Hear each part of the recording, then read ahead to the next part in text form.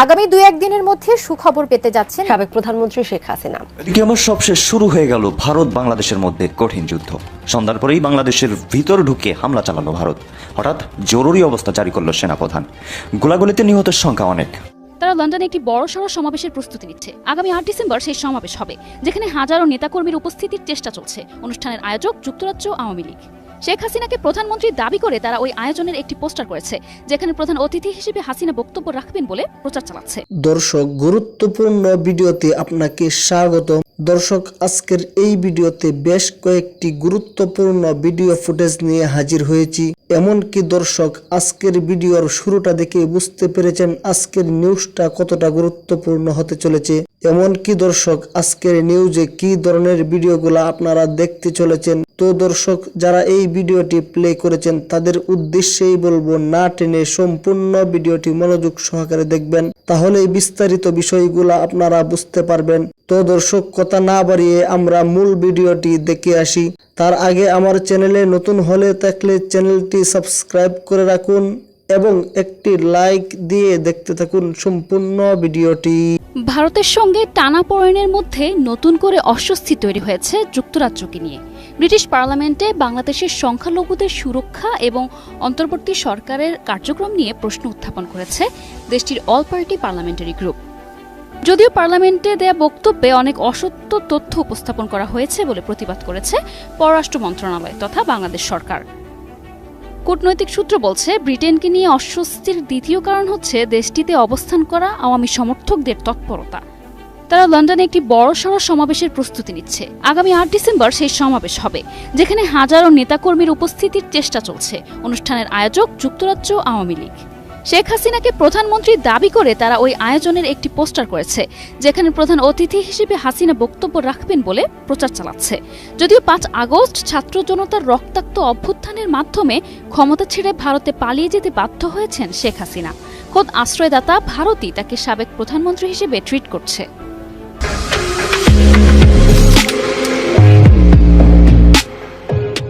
কূটনৈতিক সূত্র বলছে, ওই সমাবেশে শেখ হাসিনাকে ভার্চুয়ালি যুক্ত করার চেষ্টা করছেন আয়োজকরা।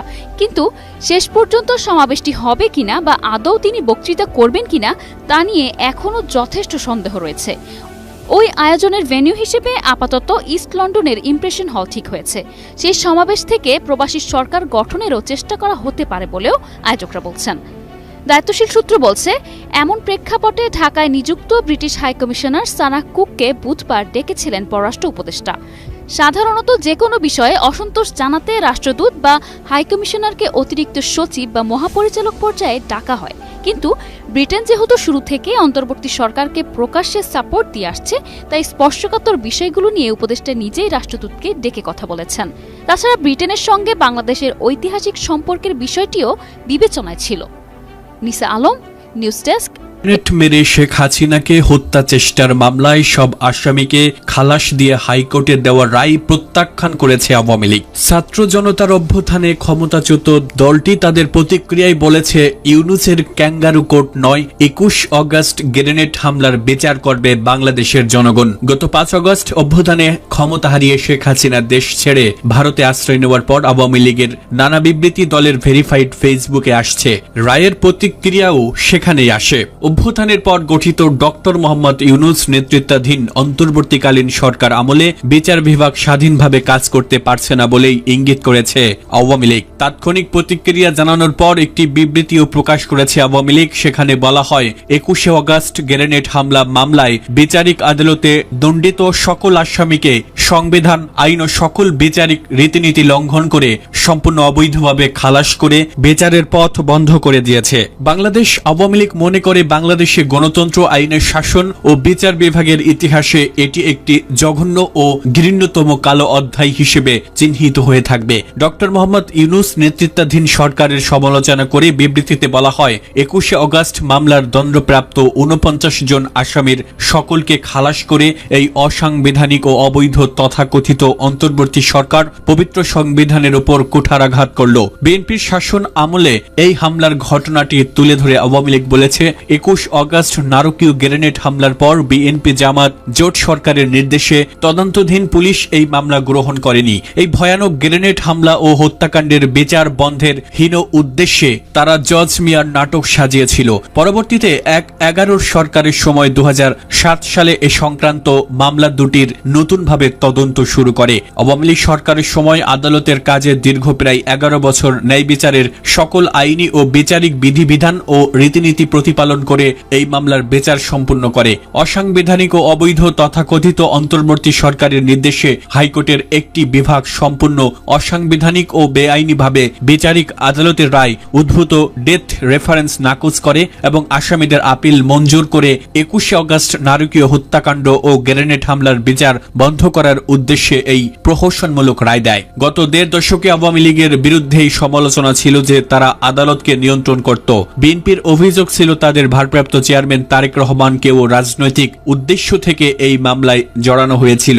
আওয়ামী লীগ আমলে 2018 সালে বিচারিক আদালতে দেওয়া এই মামলার রায়ে 49 আসামি সবারই সাজা হয়েছিল। বিএনপি জামায়াত জোট সরকার আমলের স্বরাষ্ট্র প্রতিমন্ত্রী লুৎফুজ্জামান বাবর, তৎকালীন উপমন্ত্রী আব্দুস সালাম পিন্টু সহ 19 জনের মৃত্যুদণ্ড হয়েছিল ঢাকার দ্রুত বিচার ট্রাইব্যুনালে দেওয়া সেই রায়ে। তারেক রহমান সহ 19 জনকে দেওয়া হয় যাবজ্জীবন কারাদণ্ড, বাকি 11 আসামির বিভিন্ন মেয়াদে কারাদণ্ডাদেশ হয়। রাজনৈতিক পট পরিবর্তনের পর রবিবার হাইকোর্ট মৃত্যুদণ্ড অনুমোদন ও আপিলের রায়ে সব আসামিকে খালাস দেয়। উচ্চ আদালত বলেছে বিচারিক আদালতের রায়টি ছিল অবৈধ, তা সাক্ষ্য প্রমাণের ভিত্তিতে দেওয়া হয়নি। এই মামলাটি হয় 2004 সালের 21 অগস্ট ঢাকার বঙ্গবন্ধু এভিনিউয়ে আওয়ামী লীগের সমাবেশে গ্রেনেড হামলা নিয়ে। সেই হামলায় দলটির 24 নেতাকর্মী নিহত হয়, আহত হয় অনেকে। আওয়ামী লীগ সভাপতি প্রাণে বেঁচে গেলেও তার শ্রবণ শক্তি নষ্ট হয়।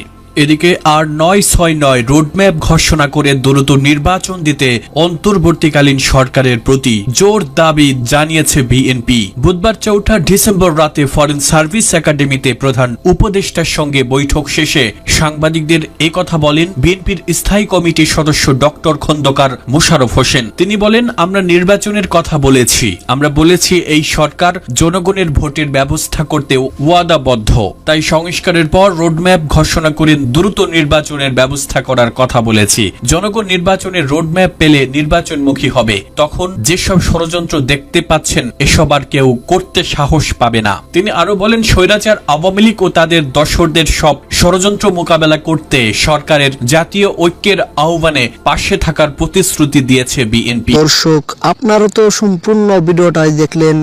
এই ভিডিও সম্বন্ধে আপনার মহামূল্যবান মন্তব্য আমার এই কমেন্ট বক্সে জানিয়ে দিবেন। আর যদি আমার চ্যানেলে নতুন হয়ে থাকেন তাহলে চ্যানেলটিকে সাবস্ক্রাইব করে রাখবেন এবং পাশে থাকা বেল বাটনটি বাজিয়ে দিবেন। আপনারা ভালো থাকবেন, সুস্থ থাকবেন। দর্শক, তাহলে এই মুহূর্তে আমি বিদায় নিচ্ছি। দেখা হবে পরবর্তীতে কোনো ভিডিওতে। আসসালামু আলাইকুম।